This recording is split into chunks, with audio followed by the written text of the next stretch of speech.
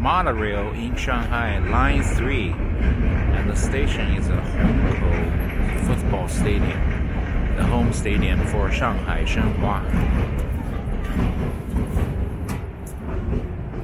During the World War II, this part of Shanghai was like a Japanese settlement, so a lot of Japanese buildings and lots of sakura, cherry blossom.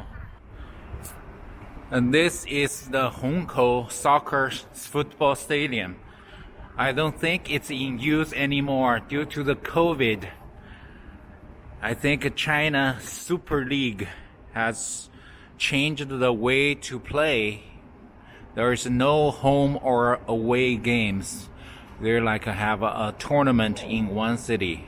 Right outside the stadium, there is a small training field. You can see kids playing or practicing their soccer skills. Do you know China football team sucks? I hope it's a secret to outside world, only known to Chinese, but they really suck.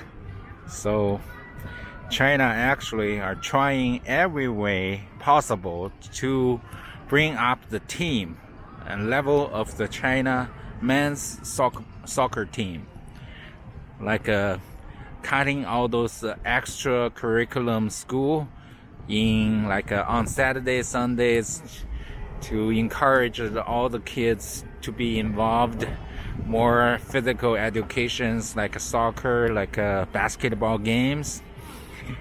The government is trying everything possible to cheer it up.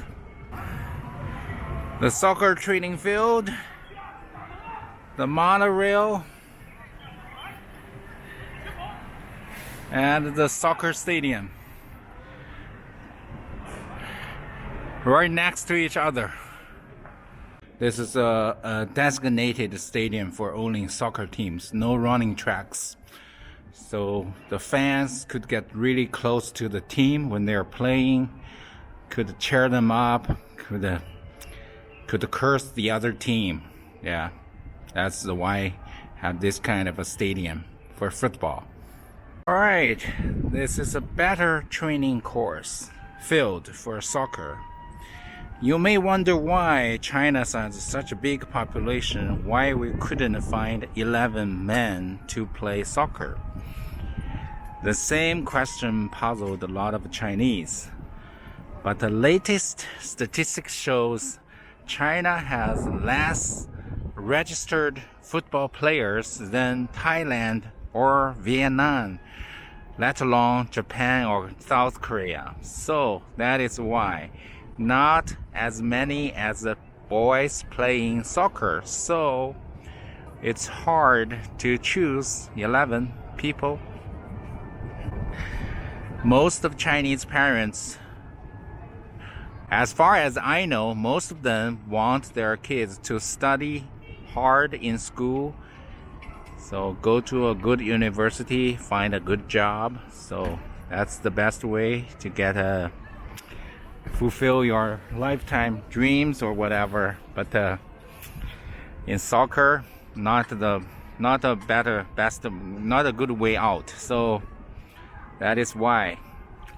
Hope this thinking will be changed sooner, as soon as possible. Yeah.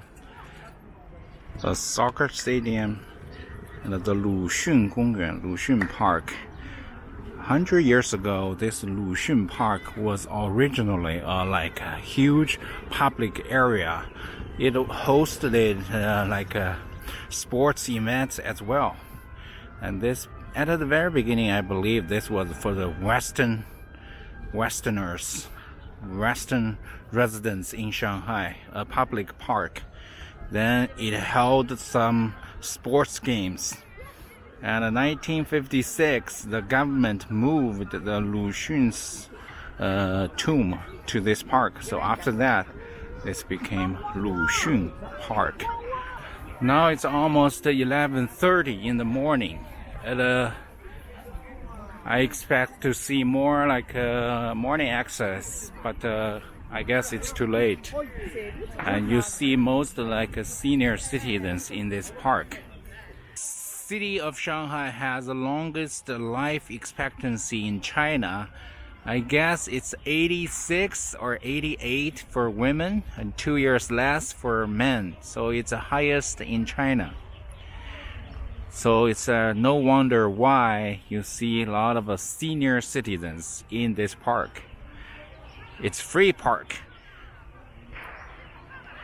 Nice bridge. I'm always fascinated by Chinese bridge. Look at that bridge with the 3 arched opening. How beautiful.